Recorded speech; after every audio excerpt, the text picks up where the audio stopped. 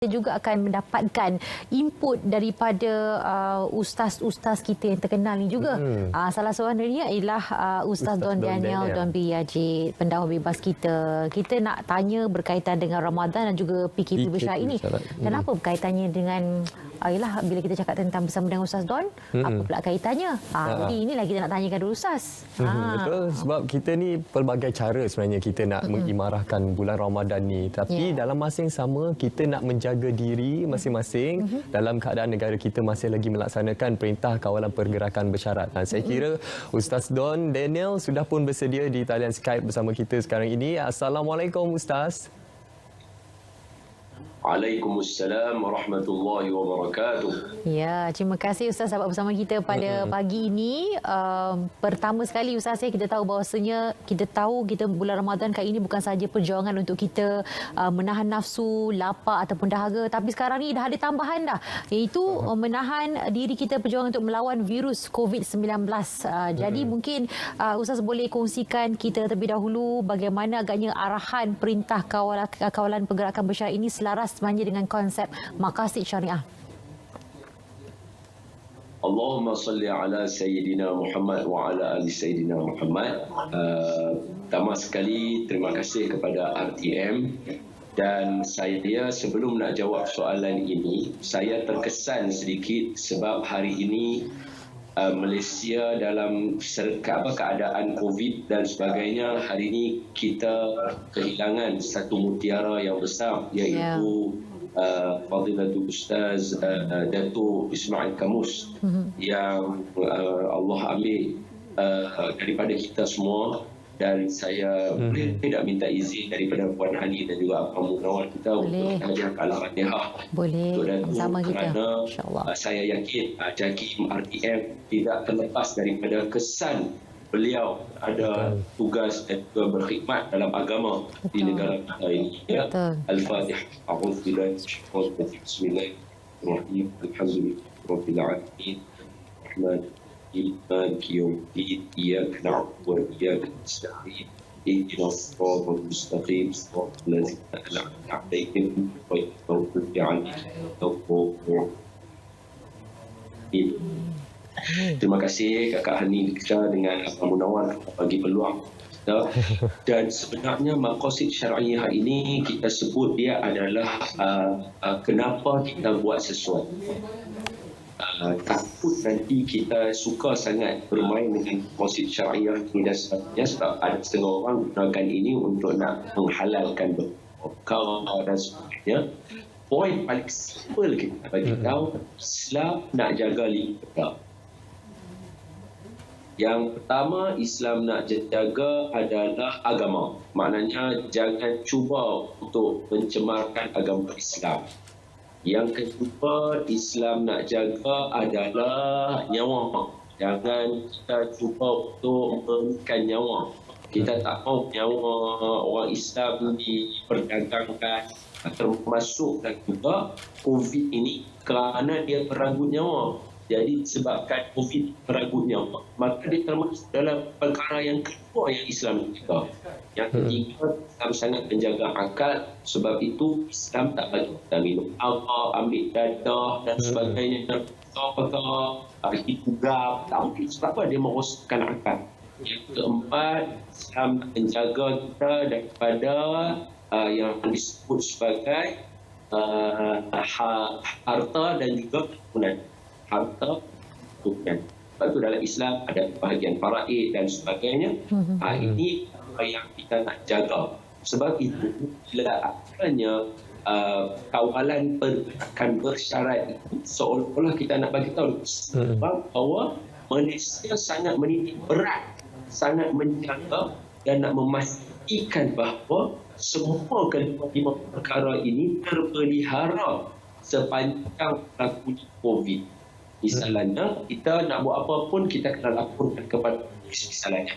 Bila kita laporkan kepada polis, polis akan tahu pergerakan kita, akan tahu perjalanan kita. Andai kata apa-apa, maka mudah untuk pihak polis mengambil tindakan.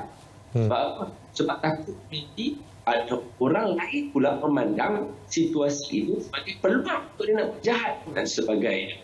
Sama juga daripada suku yang lain.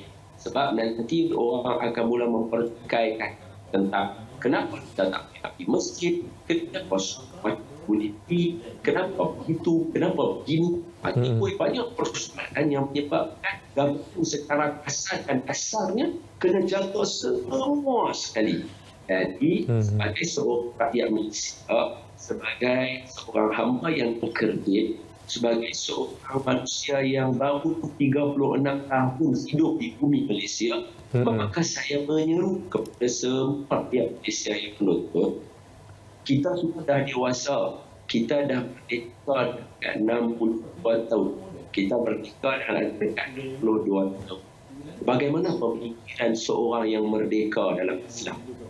Dalam Islam, merdeka ni penting. Kenapa? Bisa hukum hakam dia dengan seorang hamba sahaya. Jadi bagaimana pemikiran seorang merdeka dalam Islam? Cuba tengok Sayyidina Bilal, cuba tengok hamba lain seperti Sayyidina Salman Al-Farisi yang biasa menjadi hamba. Bagaimana kita menjadi seorang merdeka? Mereka meletakkan betul-betul fikiran mereka, buah fikiran mereka, akal mereka, fikir untuk agama, untuk membina agama, untuk menjaga agama, untuk menjaga nyawa, bantu dengan negara, berjuang pertahankan negara. Ini cara orang yang merdeka. Maka saya menyeru kepada semua rakyat Malaysia yang merdeka, guna akal fikiran kita secara waras. Untuk kita nampak setiap benda yang daripada 2-3 sudut. Contohnya, kalau saya boleh bagi contoh, cuba kalau ayam. Sekejap ya. Misalnya, botol ayam ini kalau kita tengok, dia ada banyak warna dia. Kalau kita pandang pada sudut, satu orang kata warna botol ayam ni merah saja. Warna botol ayam ni ada orang kata tak ada warna lah, dia lusiat. Ada orang kata warna botol ayam campur, ada merah, ada putih, ada kuning dan sebagainya. Sedangkan semua sedang bercakap pada botol ayam yang sama. Baik, kalau yang cakap merah saja, dia tengok atas. Kalau yang cakap tak ada warna, tengok ke bawah. Kalau dia pandang pada semua lagu ni, dia nampaklah semua kali. Maka juga dengan fikir apa dia, kena pandang pada semua sudut. Jangan kita hanya pandang pada satu sudut kita saja. Sedangkan kita semua cakap pada benda yang sama.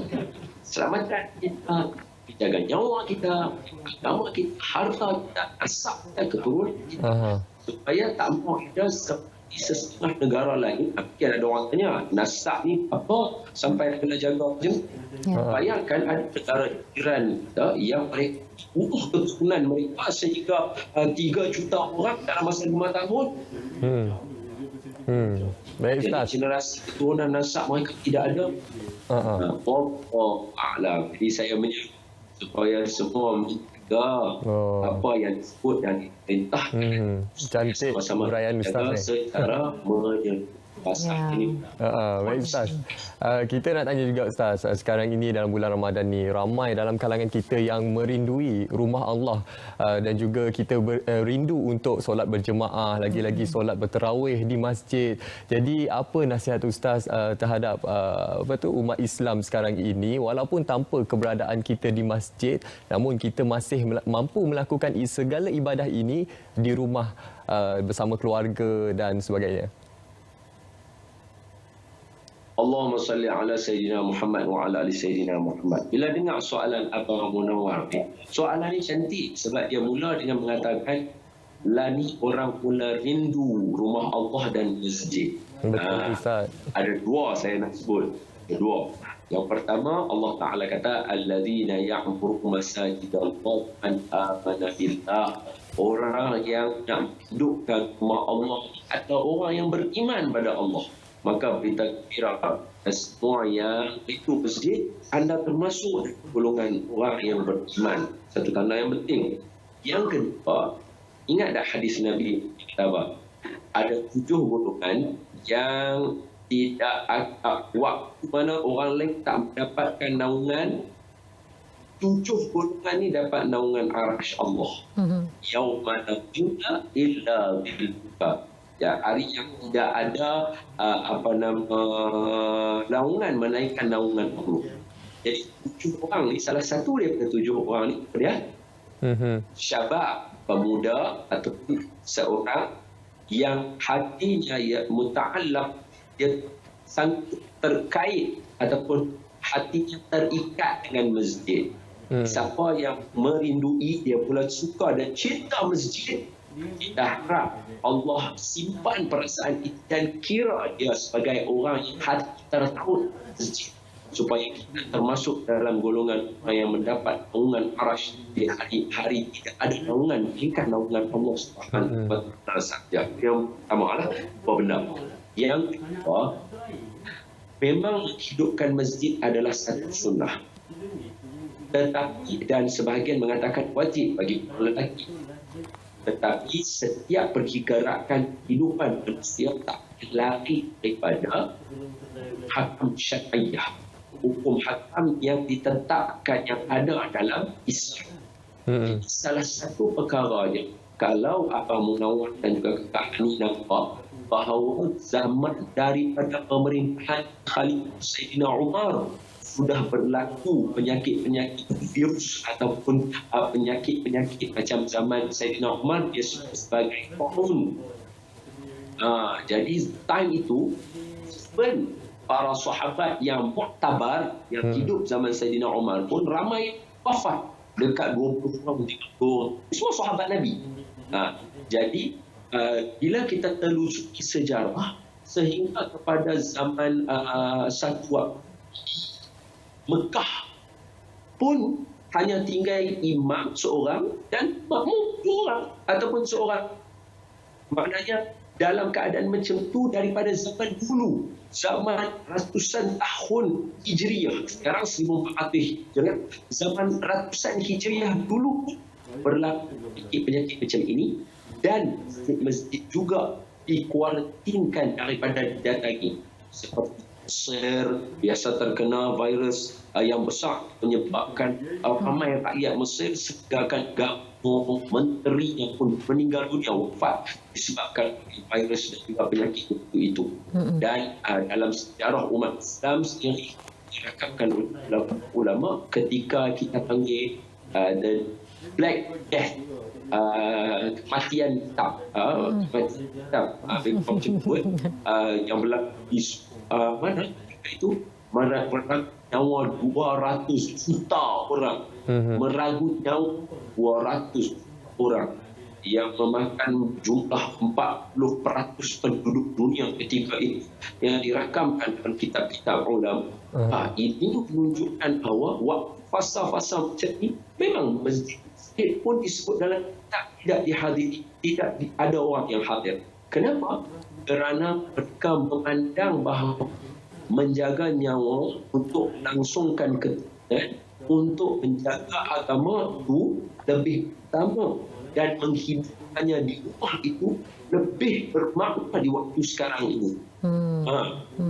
Takut kita sibuk bincang untuk nak hidupkan masjid dan sebagainya, tengok-tengok kita rumah pun kita tak sembahyang tarawih pun tak buat, asyik duk menyesal mereka ni tak bagi kita pergi masjid, dia asyik fikir yang tu je, lah rumah tak sembahyang, selawat pun tak baca dekat rumah.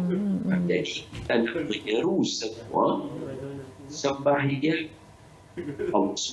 Al-Quran, inna ardullahi wasi'ah, bumi Allah kat mana kamu ada, kamu boleh tunaikan sembahyang. Nabi sebut dalam hadis ada beberapa kelebihan umat yang tak dapat ada umat, iaitu Allah jadikan bumi ini di mana sahaja boleh sembahyang. Jadi andai kata sebelum ni kita terikat dengan hukum akal bumi masjid, sehingga kita sebagai seorang bapa tak pernah tengok anak isteri kita sembahyang lagu mana, inilah masalah. Boleh faham Allah. Ya, baik. Jadi itu dia, diharapkan segala pengisian ilmu yang telah dikongsikan Ustaz tadi dapat dimanfaatkan. Ini saja masa kita ada, Ustaz. Terima kasih banyak, Ustaz. Assalamualaikum. Ustaz. Tak apa. Waalaikumsalam warahmatullahi wabarakatuh. Selamat berpuasa dan selamat melalui setengah lagi Ramadan. InsyaAllah. Terima kasih. Malam ni boleh baca doa kudus. Malam ni ya? Semayang witir. Okey. Okey, insya-Allah Ustaz. InsyaAllah. Baik, terima kasih banyak Ustaz. Jadi itu dia, kita bersama dengan Ustaz Don Dana bin Don Biajib bersama kita pada waktu ini tadi, bercakap tentang sampai di hujung tu sempat lagi memberi pesan, jangan lupa malam ni dah mula boleh baca doa witir ya.